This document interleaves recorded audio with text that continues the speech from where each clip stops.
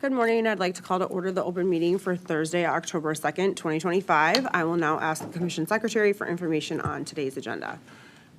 Each commissioner has independently reviewed the minutes of the open meeting of Thursday, September 25th, 2025, and each has informed me there is no need to discuss the minutes. I move we approve the minutes of the open meeting of Thursday, September 25, 2025. Second. All in favor? Aye. Each commissioner has independently reviewed the agenda, and each has informed me there is no need to discuss the notices associated with agenda items 2 through 8, or the suggested minute associated with agenda item 9, fully funding the request of Renew Wisconsin for intervenor compensation in the amount of $12,000 for its participation in docket 4220 UR 127. I move we approve the notices of investigation associated with agenda items 2 through 4. Second. All in favor? Aye. I move we approve the notices of proceeding associated with agenda items 5 through 8. Second. All in favor? Aye. In docket 1 IC 574, I move we fully fund the applicant's IC request in the amount of $12,000. Second. All in favor? Aye. Thank you. That brings us to agenda item number 10, docket 5050 TE 105, the Rice Lake Parallel Generation Tariff. Commissioner Hawkins will lead our discussion of this, so I will hand it over to him now. Commissioner Thank Hawkins. you, Chair Strand. Today, we're going to consider the application of the City of Rice Lake as an electric public utility in Barron County, Wisconsin, for approval to revise its parallel generation tariffs, PGS 1 and PGS 2. I will kick things off with an overview of the request and some high-level comments that I have that lay out my perspective. And then we can walk through the issues as laid out in our decision matrix. First, I want to acknowledge everyone that participated. We had a single intervener, which was Renew Wisconsin, and the overview of the application. So Rice Lake Utilities is a municipally owned electric utility that serves approximately 5,900 residential and business customers. Rice Lake's wholesale power supply is provided by AEP Energy Partners, which I'll just refer to as AEP. And they also purchase capacity from the city of Hutchinson and wind energy from the Lakes Wind Project. Rice Lake also operates a 6.5 megawatt solar array. Currently, Rice Lake has a PGS 1 net metering tariff for those parallel generation customers that have generation under 20 kW, with net energy billing that credits customers for excess energy at a rate of a little over 7 cents per kilowatt hour. And the same goes for their PGS 2. That rate is based on RLU's U factor, or base cost of power. In this docket, Rice Lake proposes to modify the buyback rates to a little more than 5 cents a kilowatt hour for both the PGS 1 and PGS 2 tariffs. The applicant argues that this rate reflects the wholesale energy costs Rice Lake pays to AEP and the avoidance of MISO administrative charges, as well as the avoidance of some transmission costs. The applicant also notes that this method included avoided capacity costs, which was calculated to have a de minimis impact on the overall rate, and I will discuss my thoughts on that in more depth here in a little bit. So overall, I'm not feeling really confident in the design of the proposed tariff that we have before us here today. The main issue I see is with the methodology proposed for calculating the avoided capacity cost. While RLU does put forth something based on their interpretation of commission guidance back from 2021 on our investigation into parallel generation, this proposal, in my view, presents something novel that the commission has not seen before and does not consider the approaches that have been approved for other utilities, and is based on extremely sparse data. And those are some of the reasons I have concerns with it. To elaborate a little further, just at the highest level, this tariff doesn't really pass my sniff test for reasonableness. And there are a couple red flags that were raised that I would like to just articulate my thinking of why I'm uncomfortable with this tariff.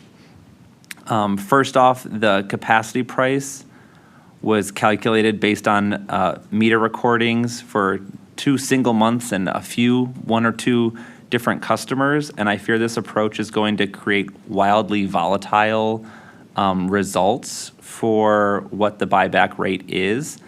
It's really just based on consumption in a few hours for a few customers, and year to year, that could swing quite a lot. Looking at the end result of this methodology is also really telling.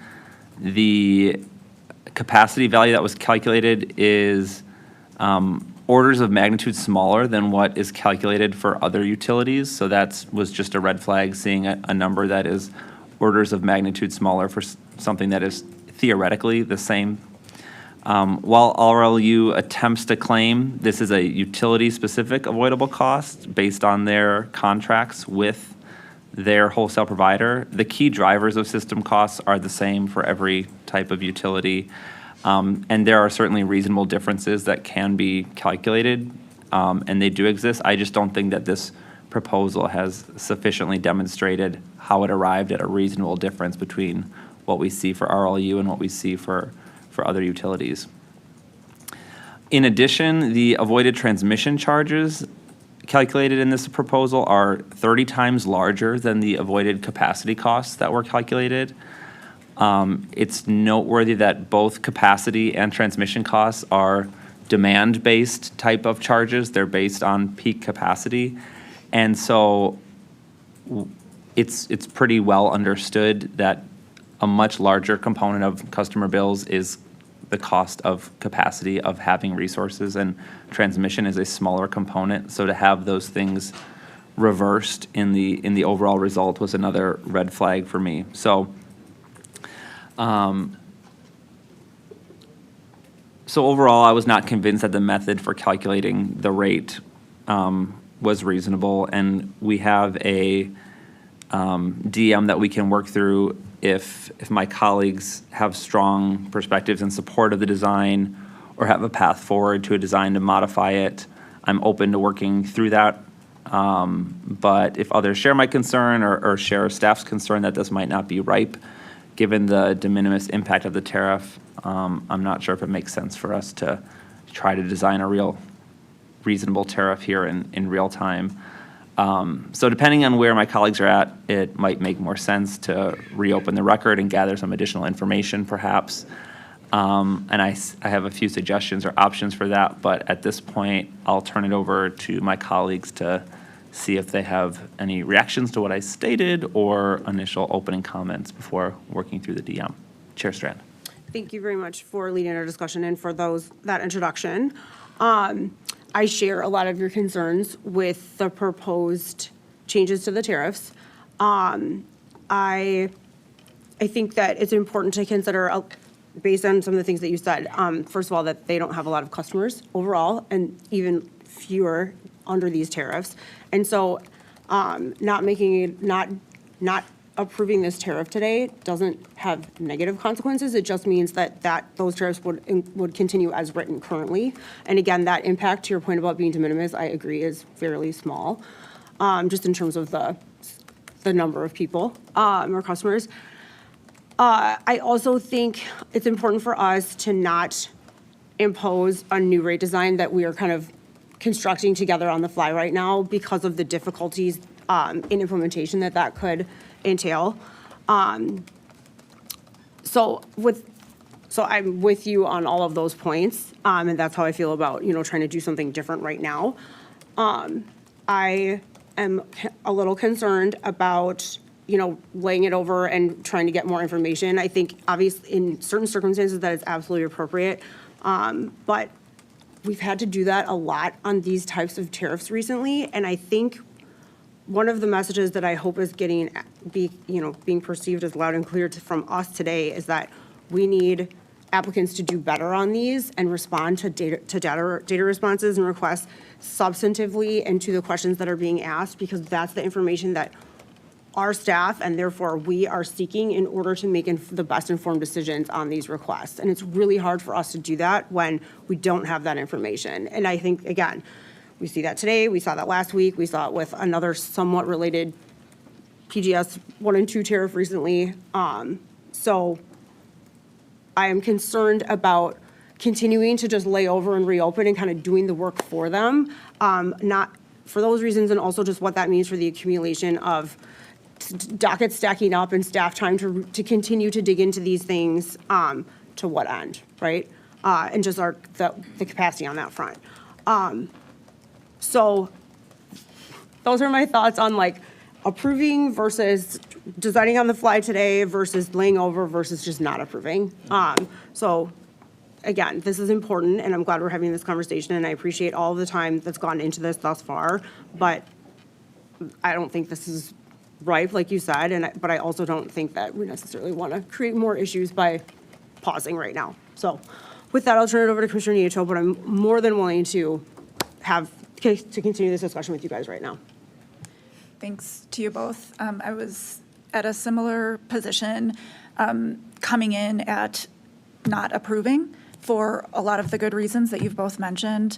And I was open to hearing if anybody had a path forward, but I agree, I shared both of your concerns about making changes to this at the table, especially with some of the limited information and analysis that we have on the record here. There's not enough to do that in any sort of practical way. And I'll just echo the impact of not approving this is very small. There's already a tariff in place that is a common tariff across municipal utilities. And as I read through this record, there was a lot of discussion about, whether the juice is worth the squeeze in terms of the amount of effort expended into making a request like this and developing this type of proceeding versus the dollars that would be saved for customers overall. I appreciated the utility statements about how every dollar counts, and very much appreciated the highlights about how low the utilities rates are, which is great. And I think overall the impact or savings that this represents certainly didn't appear to me to stack up to the level of effort put into this. That said, that's said and done. I will say, just generally to Commissioner Hawkins, your flags about the actual components of this rate itself, I certainly agree with those and had some specific issues with the avoided capacity costs in particular. And that's it. Thank you. Okay, well, that's helpful feedback. And so I'm comfortable if for issue 1, then we just take that up and not approve, and then we're done with that, basically? Okay. So for issue 1, the question we have before us was whether or not to approve the tariffs as they were filed as being just and reasonable. And for that issue, I am at alternative 3, which is do not approve the proposed changes. Thank you. Cheers, Chair. Sorry, thank you. I'm there as well. I just want to say this does not preclude the applicant from coming back with something much better and much more robust if they choose to. But yes, alt 3 I think makes the most sense for today for all the reasons we've talked about. Thank you. Alt 3, thanks. All right, are we ready for a motion then? Do we have to go through? Yes. Okay. I think we're okay. Thank you. All right, in docket 5050 TE 105, I move we deny Rice Lake's revisions to its PGS 1 and PGS 2 parallel generation tariff consistent with our discussion today. Second. All in favor? Aye. Thank you both.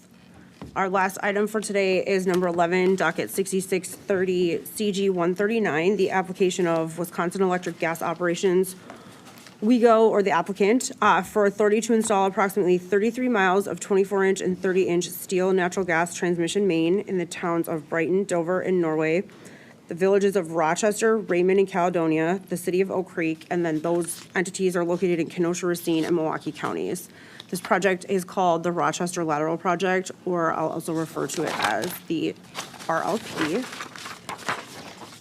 And I will lead our discussion on this one. So, if authorized and constructed, this project would tie supply and load together from the existing WEGO Bluff Creek liquefied natural gas facility to the combined Oak Creek and Elm Road Generating Station campus by connecting the existing Lakeshore Lateral project to the existing Rochester A&R Gate Station. The applicant maintains that without this RLP project, WEGO will not be able to serve nearly half of its projected natural gas demand in the winter of 2027 into 2028. As a reminder, the applicant recently requested and received commission approval to construct 2 new natural gas-fueled electric generation facilities, the Oak Creek Combustion Turbine Project, or OCCT, and the Paris Reciprocating Internal Combustion Engine, or RICE projects, as well as the Oak Creek Liquefied Natural Gas Facility. Additionally, the applicant has stated that it plans to upgrade the Elm Road Generating Station so it can operate on up to 100% natural gas. These previous approvals and stated plans are important to keep in mind because this RLP project being considered today is designed to ensure that the utility can meet growing demands in its service territory and is necessary for the future operation of OCCT and LNG facilities, and it plans to upgrade the ERGS facility. So at a foundational level, utilities do have a duty to serve their customers' energy needs and therefore must have access to sufficient resources to do so. While it's reasonable to question whether forecasted demand additions in this service area will fully materialize, the need for the LRP is predicated on the need for WEGO to provide gas supply to the portions of WEBCO's gas-fired electrical generation fleet located in southeast Wisconsin. In rendering approval of the related electric generation and storage project applications that I just mentioned, namely OCCT, RICE, and the Oak Creek Liquefied Natural Gas Facility, the commission has already weighed in on the applicant's potential and WEBCO's potential demand needs, and I won't relitigate that issue here today. Simply put, the natural gas demand needs of WEO's customers are anticipated to increase significantly in the near term, and the applicant has reasonably shown how this proposed LRP project will address those needs and the applicant's service obligations. The record here clearly demonstrates that this project is permittable, and I will support the issuance of the requested construction authorization. Our discussion today will also focus on various conditions and whether they're necessary for project approval. In addition, a primary issue to be discussed and decided today is number 3 in our decision matrix, the project route. Project siting can be a very challenging decision in construction dockets, and those challenges are exacerbated when siting alternatives aren't actually viable options. Here, I thought the applicant did a decent job providing a number of viable options for commission consideration, and I look forward to having that discussion with my fellow commissioners. In total, 20 possible routes have been created using a combination of available route segments, and I found the analysis of the options were thorough, and the analysis was helpful in getting me to arrive at my position on preferred project route. I do want to also thank commission staff, the applicant, interveners, and other participants for their hard work and contributions to this docket. So I will give my colleagues the opportunity for any opening comments that they would like to make, and then we will walk through the issues in our decision matrix. Commissioner Nieto. Thank you, Chairperson Strand. I would echo your good opening remarks here around the need for the project, and wouldn't say anything different or additional there. I would also echo the sentiment that I thought the routing options and analysis were very useful in this docket. With regard to need and a similar issue that we discussed with the Oak Creek LNG project, we do have some of those similar issues around timing and around the development of the ERGS project. And I would suggest a similar path and condition that we used in that case as well under similar circumstances. And that's all I'll say for an opening here. Thanks. Thank you, Commissioner Hawkins. Thanks. I agree with both of my colleagues that the presentation of the route alternatives and the analysis around all of them was extremely useful, and there's a lot of different combinations that could be worked out. So that flexibility that provides in case, and this did play out throughout the record that things came up, and then the preferred route even, changes because of that. So I thought the applicant did a really good job of doing that, and I wish we could see things like that in some other cases. So I was really pleased.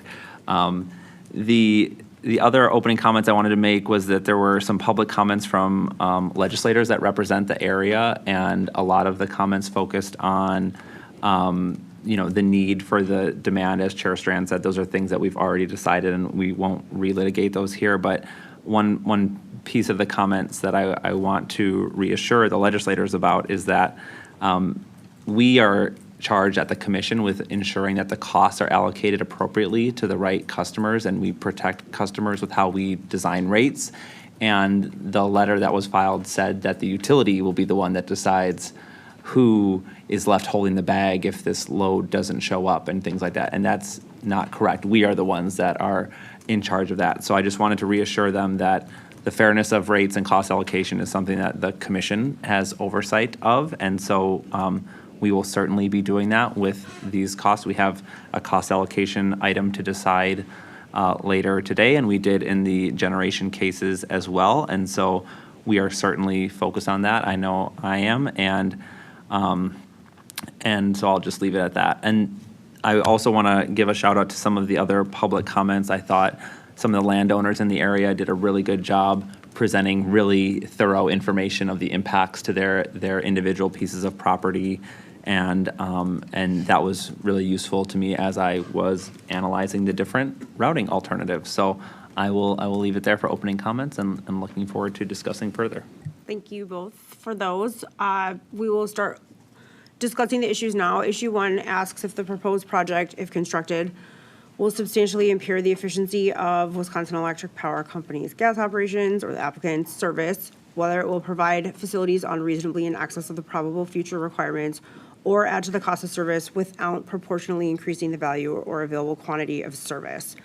So this legal standard comes from Wisconsin statute section 196.49.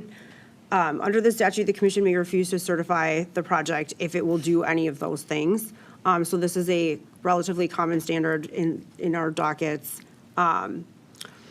So on the analysis of this one specifically, I think the record clearly demonstrates that the proposed project is driven by a large increase in demand for natural gas service within the territory, and primarily driven by that natural gas demand is driven by those electric generation facilities.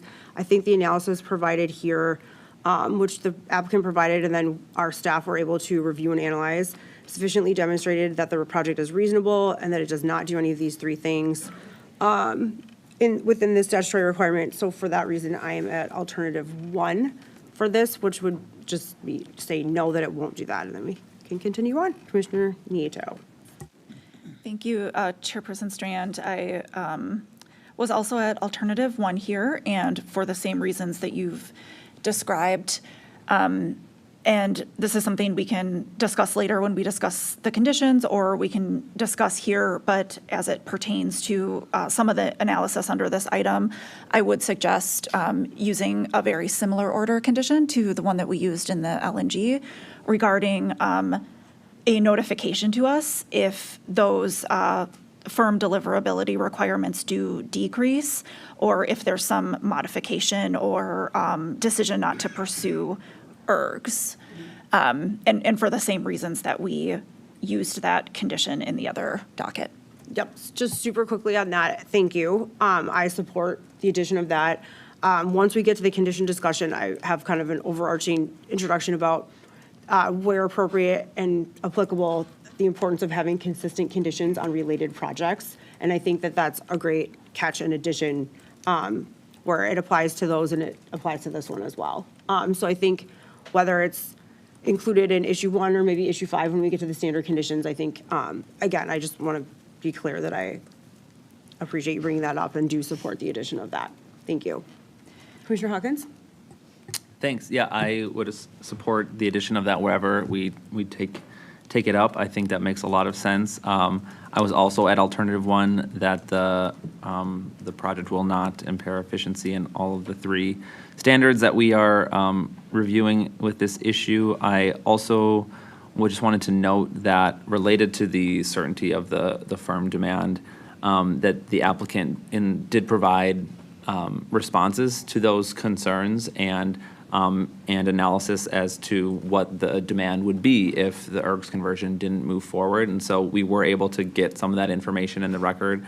And for the first time, we saw an expected filing date for the ERGS conversion as well. So things seem to be, leading towards more certainty as time goes on. So I just wanted to note that in how I arrived at Alt 1. Thank you. That's helpful, especially to the timing. Okay, so moving on to issue 2, which has to do with the energy priorities law, which is also a common consideration in these types of dockets. Here, Wisconsin statute, section 196.025, sub 1, sub AR, requires that the commission, to the extent cost-effective, technically feasible, environmentally sound, consider priorities within the energy priorities law when we're making some energy-related decisions. I just think it's important to note, since this is a statute that we often are considering and analyzing, that when, in enacting the EPL, the legislature did make a point of recognizing that the bill did not create standards for determining the extent to which the priority list is actually used in making determinations, nor did they establish that an item that is not towards the top of our priorities list cannot be built. So again, I think on a case-by-case basis, we really need to look at the statute. We need to consider those cost-effective, technically feasible, and environmentally sound components of this, and then think about what applies here and what we're actually considering. So in this docket, to me, the record did not provide compelling evidence that any of the higher-ranked EPL options would be cost-effective, technically feasible, or environmentally sound alternatives to this specific project. Again, as I've said earlier today, that I think utilities, it's of paramount importance that the utilities can serve those customers reliably and efficiently, especially during periods of peak demand. And this project is intended to meet that growing peak demand from electric generation facilities in this part of the state. And I thought that the record also demonstrated that no other resource type in the EPL could reasonably meet that demand in a cost-effective and technically feasible manner. So for those reasons, I was at alternative 1 on this issue. I was at alternative 1 as well, and I think your analysis of that is well stated. Thank you. Thanks. Thanks. Commissioner Hawkins? I was at alternative 1 as well. I agree with everything Chair Strand said, but in addition, I'll just add that, this is one of those types of projects that doesn't neatly fit with EPL. The project is not generating any energy. It's transporting a fuel around, and so similar to transmission cases, it's hard to fit this requirement onto this particular type of project. So just an additional reason I was at alt 1. Thank you. Yes, excellent point. Okay, so issue 3 is our routing issue, and it asks which route do we authorize for the proposed project. As I mentioned in my opening comments, the record does include numerous routes that we could choose from in citing the project. Ultimately, the things that I was considering and balancing when choosing the route were cost, constructability, environmental and landowner impacts, and then absolutely safety considerations. I think the preferred route appropriately balances those things, which I'll get into. But again, those are the factors related to this, because we had all these options, that I really tried to kind of focus in on and determine which route best balanced those things. First, I'll just talk very quickly about landowner concerns, because that did come up a little bit as well, and we had some really good participation in the public comments here that my colleagues noted. WEGO's preferred route does avoid residences in Kansasville, where we had several members of the public who live along Sunnyside Drive raising concerns with Route A's proximity to their homes. We also saw in the record that Route B would greater environmental impacts as it relates to non-forested wetlands, forested wetlands, and to upland forest areas. So I think because the preferred route avoids those things, I think that helped on kind of that landowner and environmental impact criteria. On the safety front, so safety is a tenet of the PSC's mission, and it's a really important consideration when citing a project like this. In a perfect world, any proposed routes would have, in my opinion, a zero high consequence areas, period. But that's not realistic, financially feasible, nor is that what's before us today.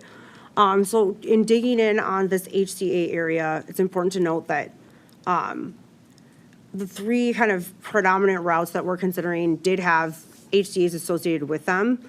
And I think that's further proof that it's difficult, if not impossible, to completely eliminate all of the consequence areas on any given route. But again, I think just saying out loud, it's important to say that we don't want to make siting decisions that jeopardize safety. So we are very focused on that aspect of this. So in analyzing the preferred route safety perspective, I thought that the record demonstrated, even though it wasn't abundantly clear, so I had to kind of do a deeper dive on this issue and briefings and reading, that all 3 of these kind of routes that are being offered in witness Uphoff's testimony are the same in terms of safety regardless of mileage. So as noted in the testimony of witness Uphoff, the preferred routes consequence areas are closely aligned with 9 and 10, which were referenced by staff as having the least number of high consequence areas. So again, there's a slight difference in consequence mileage among those routes, but from everything that we were told and had clarified, that difference is not problematic. And I think that it's especially not problematic because the applicant has to follow certain additional safety standards regardless of mileage, and we are going to discuss some important safety conditions in 6L, I believe, that I support, that I think helps further address potential safety issues. So on my safety analysis, again, there's slightly different mileage between these, but from what we gathered and were told, those did not matter in terms of like one being safer than the other. So that further kind of honed my decision regarding the safety of the preferred route. And then, like I said, I think anything else safety-wise that we're going to consider in the conditions would help further mitigate any of the concerns that we have here. So for those reasons, again, I know there's a lot of different options to discuss, but I am at Alt 3, which is the applicant's preferred route. This was not me trying to like find a way to back into that. I think, again, we had some really good, robust analysis and discussion in the record on the various impacts and factors at play on a lot of these. Those are the things that helps kind of get me to Alt 3 with the preferred route on this. But again, there's a lot here. So curious to hear from my colleagues on this one as well. Commissioner Nieto. Thanks, Chair Strand. I came in at alternative 3 as well. The preferred route, again, to a little bit of our earlier discussion, I thought the applicant did, as an initial matter, a nice job of providing a number of route and segment options and avoiding impacts and analyzing the impacts and costs associated with each segment. And then we do have a stellar gas pipeline safety team that did a very thorough analysis of all of the permutations and combinations of the segments, which I appreciated and left me in a place to feel, along with the conditions that we'll discuss later, comfortable with selecting alternative 3. Thanks. Thank you. And yes, shout out to the gas pipeline safety team. They do a great job. Thank you. Commissioner Hawkins? Thanks. I arrived at the same place, Alt 3, for similar reasons. This is based on sort of the final like grouping of routes that were available with we had DATCAP suggesting different things. We had the pipeline safety team suggesting similar but slightly different routes.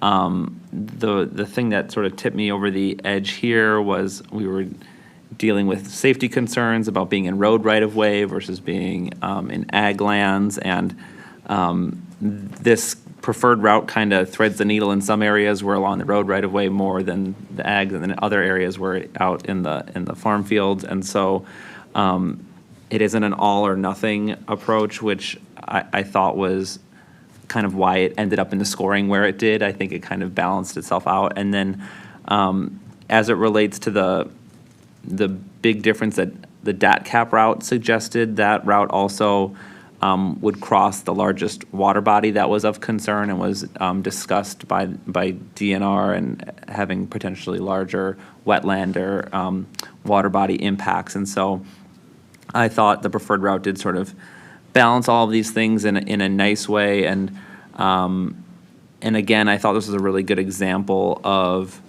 our process working where DATCAP and the AIS that was put together, reached out to agricultural landowners early and often and held, discussions throughout the area. And we heard individual concerns that were then reflected in the evolution of the route that led to the preferred route. So that leaves us with the final tricky balancing, after all of that sort of initial balancing happens, but that's how it should be. And so I thought my review of all of that evolution of the evidence was a good demonstration of the process working. So for those reasons, I was at Alt 3. Thank you. Super helpful. I had in my notes earlier about threading the needle. I think that's a great term that you use, so thank you for saying that. I also agree. I think the balance for us is still hard, but it's made much better when we have strong evidence and evolution to base those decisions on. And that's exactly what we had today. So thank you for bringing that up as well, because I think that's, kind of best case scenario for a docket and for a decision like this. So again, I think we're in agreement on the preferred route on alt 3, which is great. And we will move on then to issue 4, which is related. It asks about the estimated cost of the project. And so based on the route decision made in 3, that would impact the cost issue here in 4. So for this one, I am at alt 3 because we chose the preferred route in issue 3. With authorization of the applicant's preferred route, the estimated cost of the project is $200,894,000, not including AFUDC. So again, choosing the preferred route in issue 3 puts me at alternative 3 for issue 4 regarding cost. Commissioner Nieto? Same spot, alt 3. Thank you. Same for me. Great, thank you, guys. Okay, we are now moving into our discussion regarding conditions. So these issues, let's see, in issues 5 through 6N, relate to the project conditions. So I kind of alluded to this already, but upfront, I just want to state that my expectation that as appropriate and when applicable, I do think it's important to require consistent project conditions across related projects for a number of reasons. Partially including that in terms of whether it's, a contractor, an applicant, our staff, any of those things, if you're pulling 6 different orders and permits from all these different projects and they have different requirements, I think it can get, and different reporting requirements, especially, I think it can get really confusing on what's required where and how. So having those consistent conditions on related projects, I think, can be helpful. While this application is markedly different than the 3 prior construction dockets that I discussed in my opening remarks, they are related and there are some similar aspects. So for certain of my positions on these conditions, they will be consistent or make slight modifications in light of the decisions and the condition language that we approved in those dockets. So I will give some brief examples of this before I get to them. We have the option in issue 5, the standard conditions, to add an additional standard condition that we imposed in the Oak Creek combustion turbine docket and the Oak Creek LNG facility and the Rice project regarding commitments made by the applicant. So that's one example of, we put those on the other projects, and I think it's important to also hold the applicant to here. Other consistent conditions from those that I will support here are cost overruns in 6A, reporting requirements in 6B, my position on the conditions identified by CUB in 6C, D, E, and F. You guys don't have to write all these down, because I promise we'll go through them individually.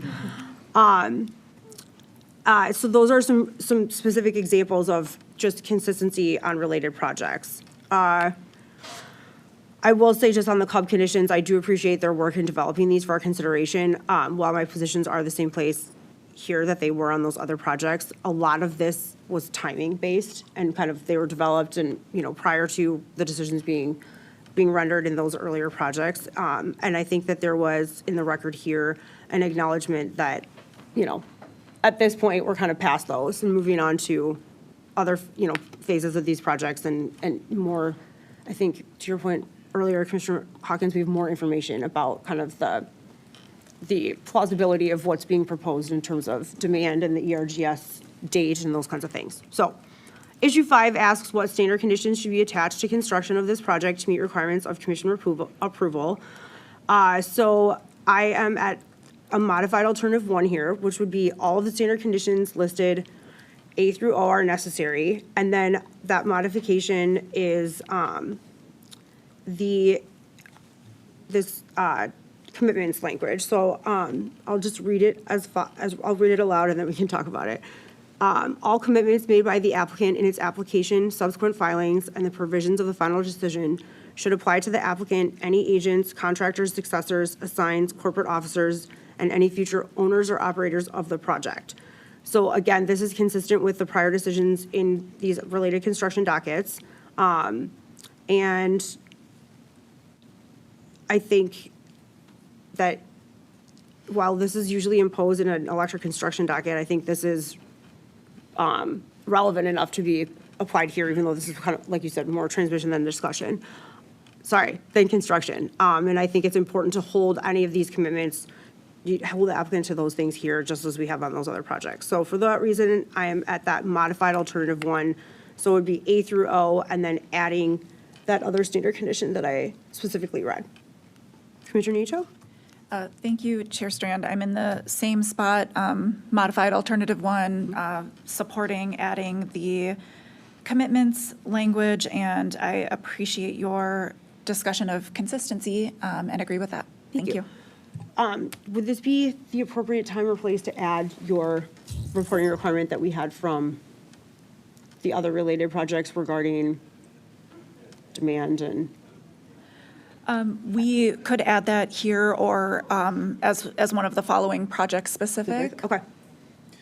I think either spot, I just want to ask one point of Yep. clarification on your suggestion.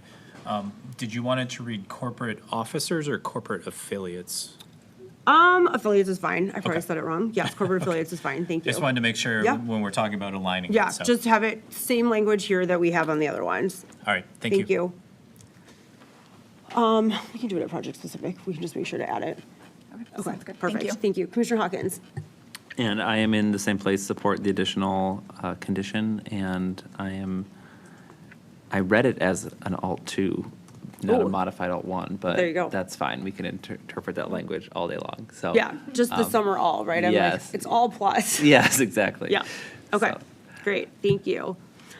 Okay, now moving on to project-specific conditions in these various sub-issues of issue 6. So issue 6A asks about a standard cost overrun reporting condition being modified. I am at alternative 3 on this one, which is also consistent with my position in decisions on this issue from those previous related projects. I think given the issues that we're experiencing with cost overruns and the fact that we ordered an investigation into it, I'm not comfortable reverting to the 10% threshold. And again, I don't want to be inconsistent because these are related. So I'm at alt 3 that modifying this condition is not reasonable. Alt 3 for the same reasons. Thank you. And I am in the same place, Alt 3. Thank you. Okay, 6B asks if a modification to the standard quarterly reporting condition to include competitive bids reporting is reasonable to impose as a condition of approval. Here I'm at a slightly modified alternative 1 or potentially a different modified alternative. I think modification of the standard quarterly reporting condition to include competitive bids reporting is necessary for approval. And then I would just add that slight modification that we have done to this condition in the past. We're adding the language as applicable. So that condition, which is Romanet G, would read as applicable, a summary of competitive bids received within the quarter, if any, for work to be performed and equipment to be procured as part of the project. So that's my modified alt 1. Commissioner Nieto? Thank you, Chairperson Strand. I agree with the modification that you've provided here. And then maybe this is the right spot to discuss it, but in our LNG order, in addition to the broader condition I raised, we inserted under the quarterly progress report section an item on the status of the applicant's planned conversion of the Elm Road generating station to natural gas. So I think what we could do here is insert that to this list in the similar position as we did in the LNG, and then add the condition that I had raised at the top of the discussion. Yep. If that, if now is an appropriate place to name that condition. I think that makes sense. And also then it means, like we were saying about consistency, it will also be, that information will be located in a consistent place as well in that reporting requirement. Exactly. Yep, okay, great. And then the broader condition that's not a part of this list is in the event the applicant's anticipated or actual firm deliverability requirements as specified in the application significantly decrease, or the applicant decides not to pursue or modifies the scope of the planned conversion of the Elm Road generating station to natural gas, the applicant shall, within 30 days, both notify the commission of the change and detail the changes in project scope. And then I'll note just a slight modification of the wording here, that as specified in the application versus in the previous condition, we listed the capacity requirement. So just a little bit different, Yeah, modified for this. Okay. Thank you. Call back. Thank you. Okay, so we have, I believe, 3 modifications to alternative 1, the as applicable, and then the 2 from Commissioner Nieto. And just for clarity, so the as applicable would be added to Romanet G, yep. And then we would be adding a K, which was the one from the LNG docket about as part of the quarterly reporting, the status of the ERG's conversion. Yep. And then separately from the quarterly reporting would be the standalone condition that Commissioner Nieto just read, correct? That's what I would propose, yep. Yep, I'm comfortable with that. Commissioner Hawkins, clear, or? Clear. I Okay. have a question. I'm supportive of all of the 3 items that were just discussed, and for Commissioner Nieto, or for anyone who recalls, didn't we also ask about actions being taken to mitigate costs if, in the event of a change? So wasn't it like a request of if demand changes? Thank you. Please explain, and then explain actions being taken as well. Yes, that overarching condition we're discussing, it had a phrase at the very end about actions that will be taken in the gas supply plan to mitigate additional costs to customers, which was, of course, germane to the LNG and it's the ability of the gas supply plan to adjust for any excess capacity in that regard, but not as germane to the lateral project for Got the it. reasons you discussed in your opening, so I struck that Okay. clause. Thank you. That makes Good catch, good total sense explanation. Thank to you. me. I Yep. can't believe I even remembered that, but I'll join you at the 3 modifications there. Perfect, thank you very much.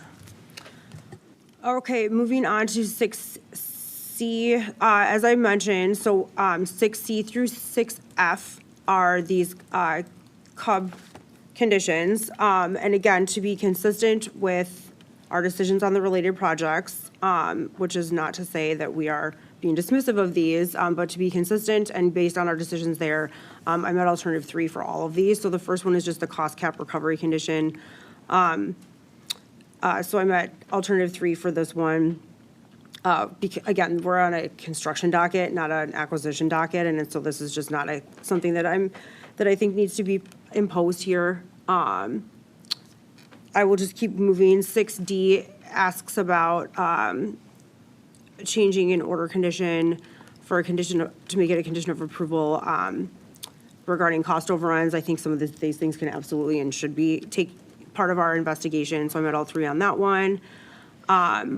In 6E, which is a force majeure condition proposed by CUB, this is another issue that's absolutely going to be investigated in our cost overrun dockets. So I'm at alternative 3 for this one as well.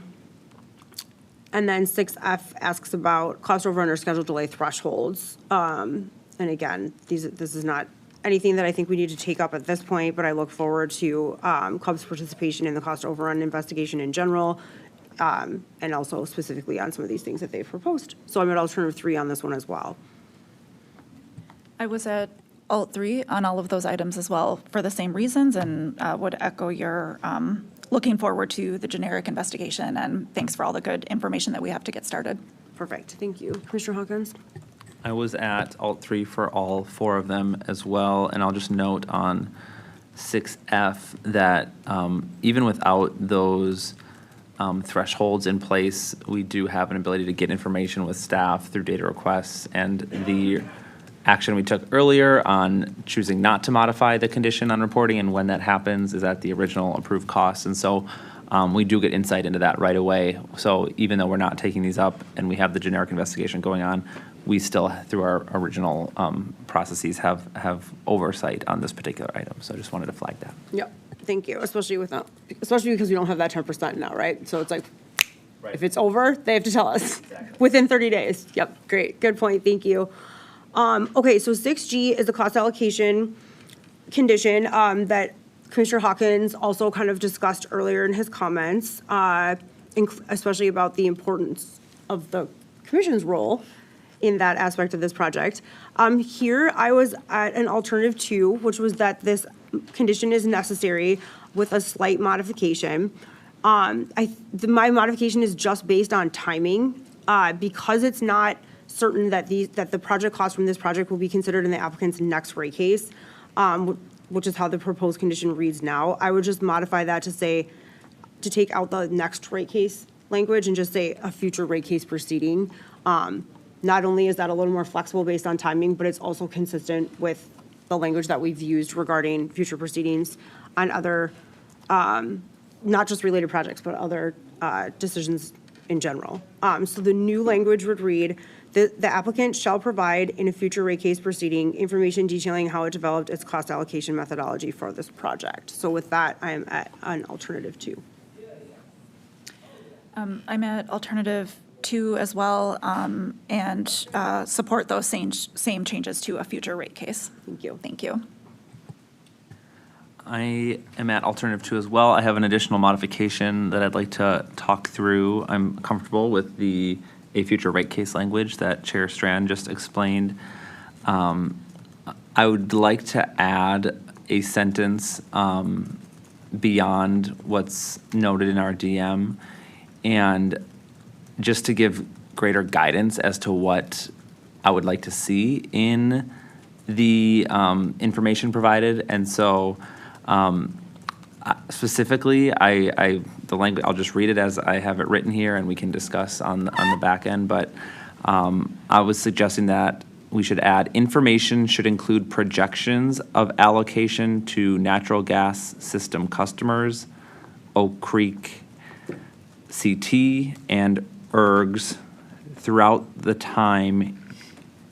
time, given expected in-service dates of the Oak Creek CT and the ERG's natural gas conversion and realistic consumption levels.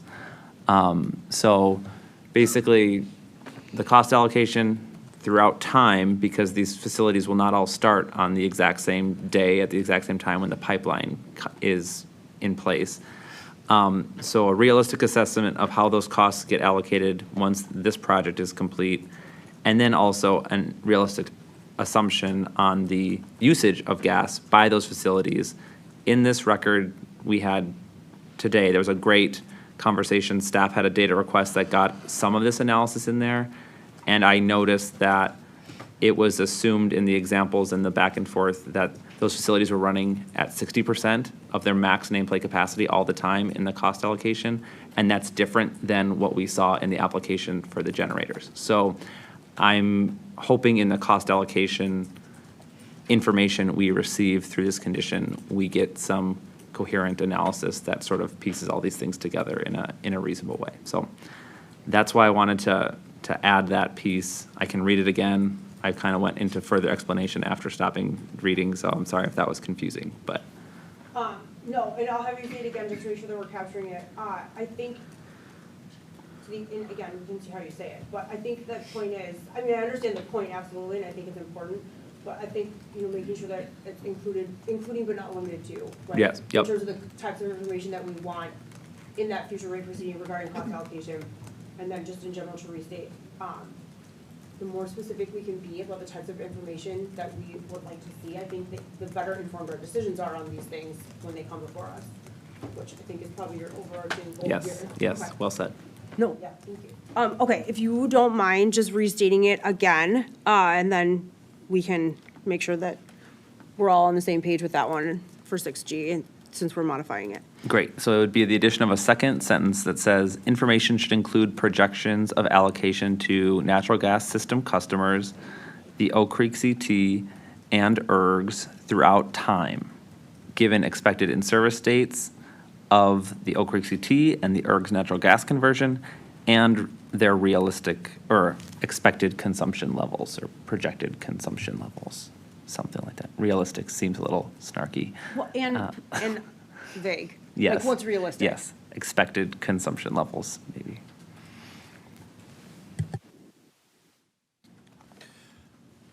So just to restate, and I think Chairperson Strand, you wanted to include the language, including but not limited to. Yeah.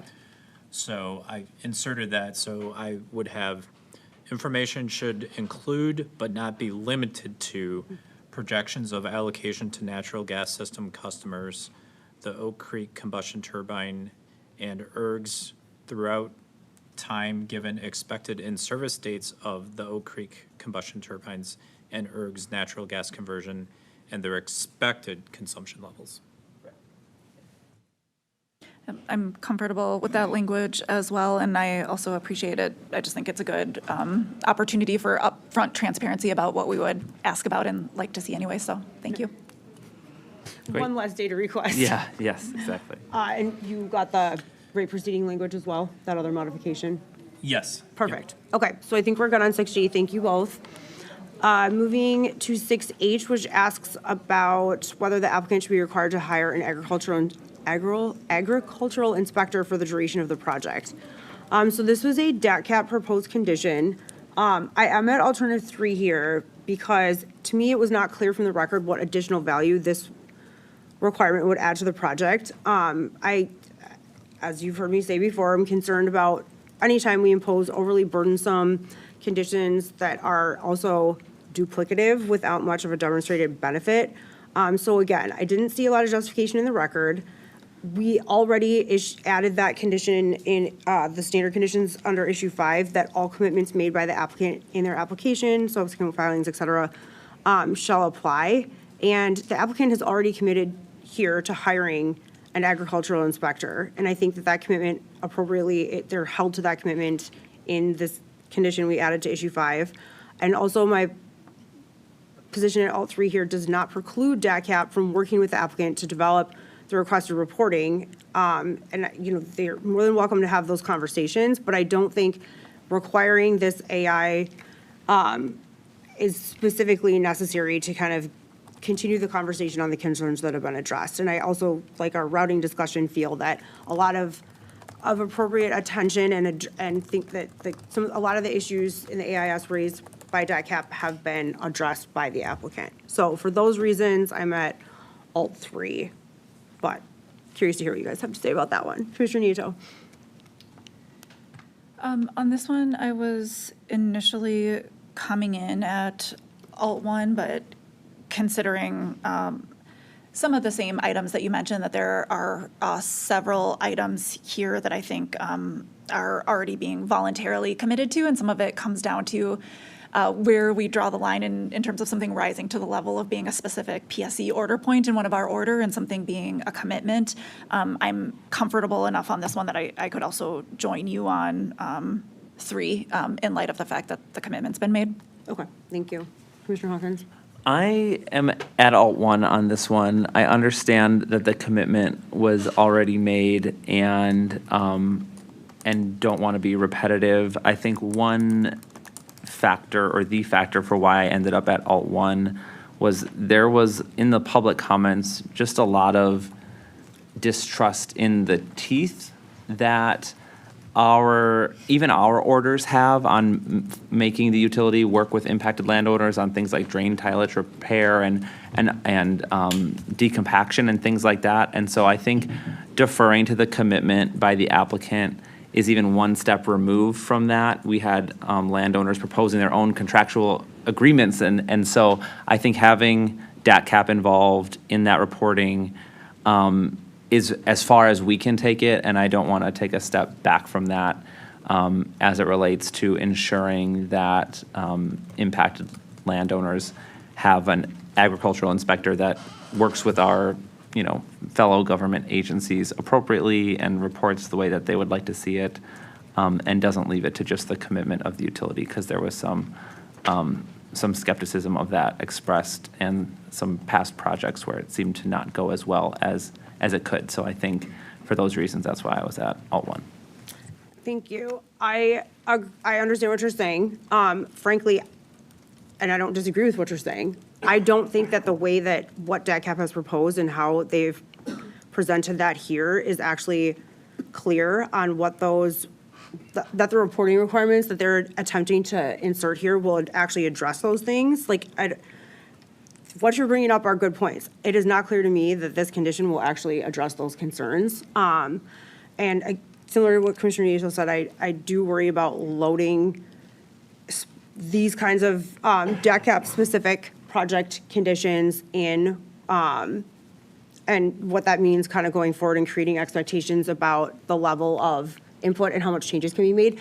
If we're requiring some of the things that are presented by DATCAP. We don't know what that's going to mean to the schedule, to the project cost, et cetera. And all of those decisions, or all of those impacts, I think, are part of what we would like to try to comprehend upfront before we start imposing these things. And again, so in general, I understand what you're saying in terms of the difference in the strength of enforcement of a commitment that has been made versus like a requirement and what that requirement may entail. But I don't think that what has been proposed here is necessarily clear on what that will mean. And I worry about adding too many teeth without that back check from us, appropriate back check from us about what that means for the impacts to the schedule, to construction, to the route. I mean, again, I think a lot of times we add this like, to the extent practical language to help say like, we're not saying you need to go overboard on this. You need to consider it, you need to have a conversation, you need to be aware of this, you likely need to address it, but to the extent practicable. And to me, none of that, those guardrails or backstops are in here. So, maybe, I don't know, maybe there's some sort of middle ground between the commitments made in the commitments that the applicant has made that we are holding them to with the addition to the standard conditions in issue 5 and this, but this to me is not something that I'm comfortable including in this as a condition for this project for those reasons. Yeah, thanks to you both for your good discussion on this. And I think, Commissioner Hawkins, I appreciate your link to this and some of those specific comments relating to the distrust in the teeth. I do think I agree with you that a voluntary commitment then being held to through our commitment order point is one step removed from kind of the higher level, our order point. And it's something that is less working its way into the record for like consistency and tracking and things like that. I think in terms of teeth, I definitely acknowledge the comments. I am comfortable in the existing complaint processes and in the requirements to stick to the commitments in our order. I think, like Chair Strand, to your point, if there was some way to thread the needle or something like that, that might be good as well. I think for this one, I'm comfortable in kind of the level of teeth and comfortable in the commitment made. I don't know that I necessarily need to switch back to Alt 1. I think I would stay at 3 here. And I guess to the flexibility piece, the way I read it is that the only thing that this adds additional is the requirement to share the reports. And so if we don't have that, I don't know if the applicant does have to share the reports with us or DATCAP or DNR. The requirement to use a standard reporting form that DATCAP uses with other, that wasn't committed to by the applicant. So we're losing out on that piece of standardization by not going for Alt 1 here. And then there is flexibility in the final quote in our DM there that it says submit monitoring forms weekly or a time frame that is consulted and approved. So, they can find if it's monthly, if it's less frequent, like there is flexibility there. So those, it's not clear to me at least how the commitment part gets to the same place beyond the teeth and beyond the signaling even of this. So I want to stick at Alt 1 on this one, but I just wanted to further explain some of those items and respond to Chair Strand's thoughts on flexibility. Yep, thank you. And I think, again, just the fact that we're having this back and forth publicly is important to set expectations on this issue as a whole and our seriousness in terms of if the order point requires something and we are committing you to something, then that's what we expect to happen. And again, DATCAP has a role. The role of DATCAP has been a little more obvious in the last couple of these that we've taken up. But, you know, respecting that role and the agricultural impact of these things, I think is also important. So we have now put it out there.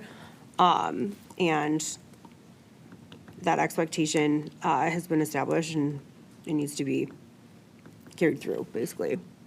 Okay, thank you for the good discussion on that. We are moving on to 6I, which is a question regarding environmental resources, a condition necessary to minimize impacts on wetlands and waterways. So I am at alternative 3 on this one. I found that this issue was addressed in the applicant's responses to the data request. It's data request PSC Thompson DNR MH 3.30 and 3.31. That the applicant's evaluating areas where the bore paths and bore pits will be located, and that the commitments made in those responses render this condition not necessary for approval, which puts me at all 3. Again, I hearken back to that addition that we made on issue 5, because I think that incorporates not only the applicant's willingness to evaluate this, but now that they're committed to evaluate this. I think that's sufficient. I don't necessarily think overkill is necessary here. And I think you heard this from me a little bit on JCAP, and you'll absolutely hear it from me on I and J, is that nothing that we're doing at alternative 3 precludes the DNR from working with the applicant, especially to the degree that they are in need of greater assurances on impacts to wetlands and waterways as it relates to final design planning, bore paths, et cetera. I think this is one of those areas where engineers, project designers, I think we need to take these people at their word and assume that they're acting in good faith. We have some teeth and some things that we can do if they're not. But again, we're not taking away anyone's ability to continue these conversations or to raise, you know, specific concerns about this. But again, the applicant is already committed in these responses. We are now holding them to those commitments. And so I don't think there's anything that's necessitates us to go above and beyond that right now. So those are my reasons for being at all 3 on this one. Commissioner Ninja? Thanks, Chair Strand. I would join you at all 3 on these. I think just in terms of these being commitments that are being held to, if there's anything additional that, I think to the extent that there are project-specific and kind of concern-specific items being raised that have already been made as commitments, we can count that among the list of commitments. I think to, you know, Commissioner Hawkins' earlier discussion, if there are additional items that a condition is capturing that isn't in the commitment, you know, we need to look at that or evaluate, or some things rise up to the level where we might want to consider those as standard. I don't know that these are there, and I'm glad that this is going to actually be done. Thanks. Thank you. Commissioner Hawkins? Yeah, and I'm at the same place. I don't think either of these are necessary for approval and are captured in other places and other commitments. So I am comfortable with that here. Thank you very much. Okay, we are moving, even though we kind of just talked about it, to 6J. So I was at alternative 3 for the same reasons, and I won't belabor this point. And same for me as well. Thank you. Thanks. All 3. Thank you.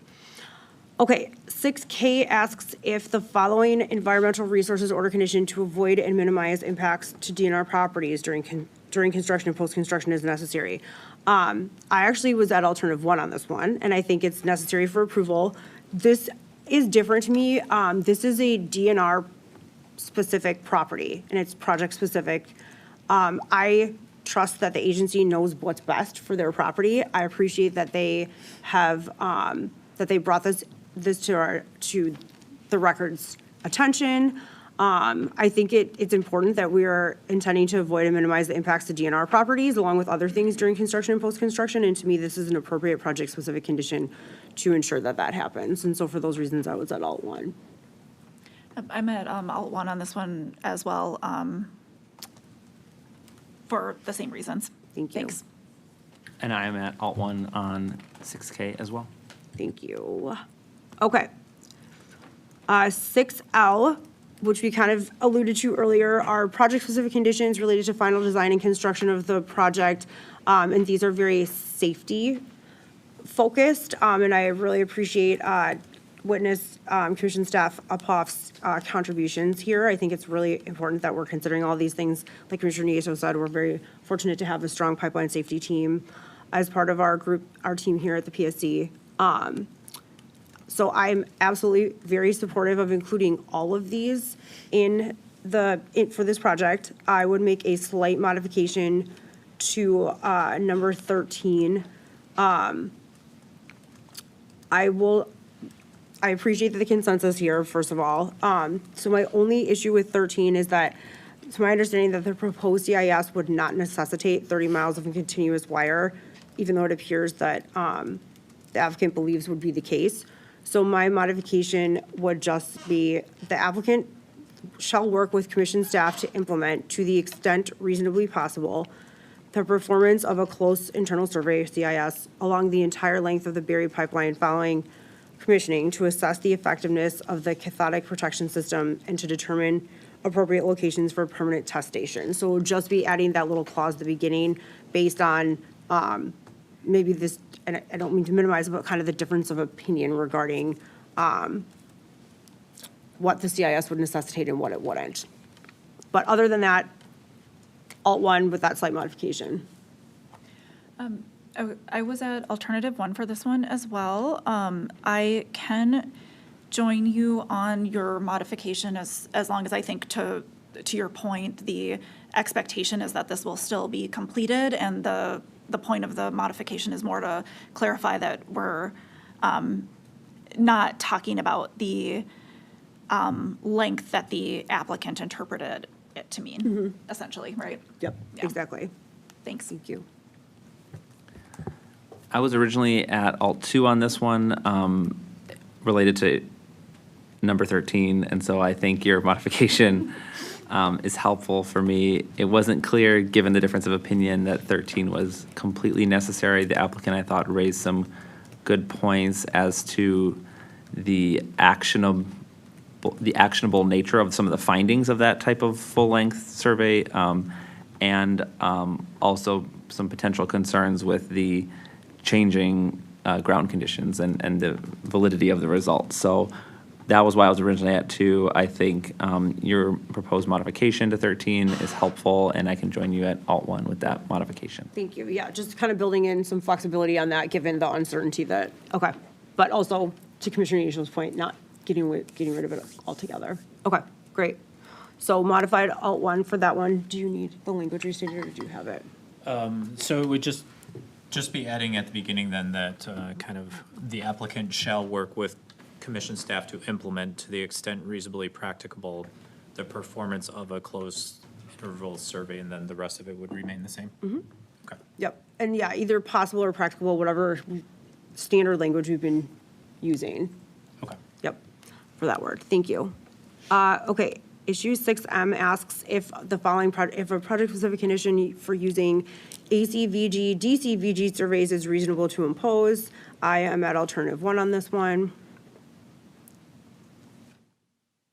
Alt 1 for me. Thank you. Alt 1 here as well. Thank you. 6N asks if there are any other project-specific modifications or conditions related to final design and construction of the proposed project. I think we've had a good discussion of these, and we've made a couple other additions and modifications, but I did not have any project-specific conditions or modifications related to final design and construction. So I was at alternative 2 for this one.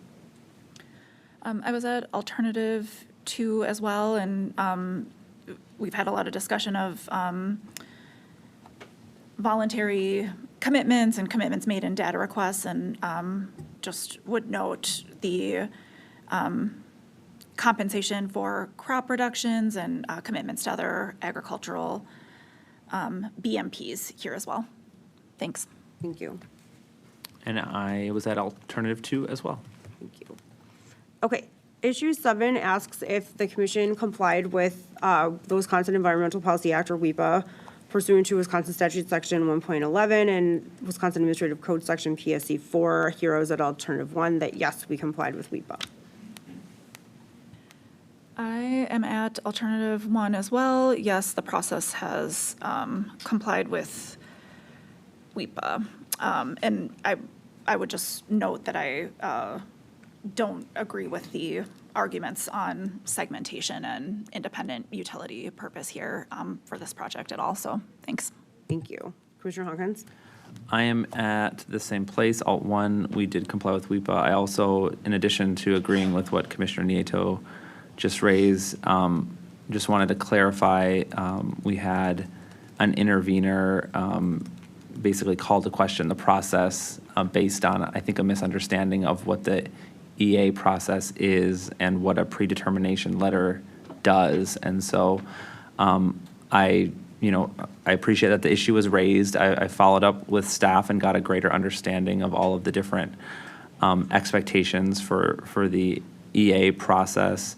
And I'm comfortable with the process that played out. And so I just would suggest to that intervener to, gain additional familiarity with that process, because I think the expectations and how it's perceived is really important. And so the issue that was raised as to the perception that staff is not reviewing comments and things like that is wrong, because staff does and it includes that, but then also B isn't wrong because it doesn't lead to a change in the answer. That's just not what the process is set up for the PD step, the final step. So it's different from the EIS, and so I dug into all of that and am comfortable with the fact that WIPA was complied with, Alt 1. Thank you. Our final issue asks if the commission should grant a CA for the proposed project. Here I am at alternative 2, that yes, we should grant it with the conditions that have been discussed today. Commissioner Nieto. Same Alt 2, thank you. Alt 2 here, 2. Thank you. Okay, that wraps our discussion for that one, and I believe we're ready for motion now. In docket 6630 CG 139, I move we approve the Rochester lateral project with conditions consistent with our discussion. Second. All in favor? Aye. Aye. Thank you both very much. That does conclude our official business for today. Our next open meeting is scheduled for Thursday, October 16th, 2025 at 10:30 a.m. May I have a motion to adjourn? I move we stand adjourned until Thursday, October 16, 2025 at 10:30 a.m. Second. All in favor? Aye. We are adjourned. Thank you.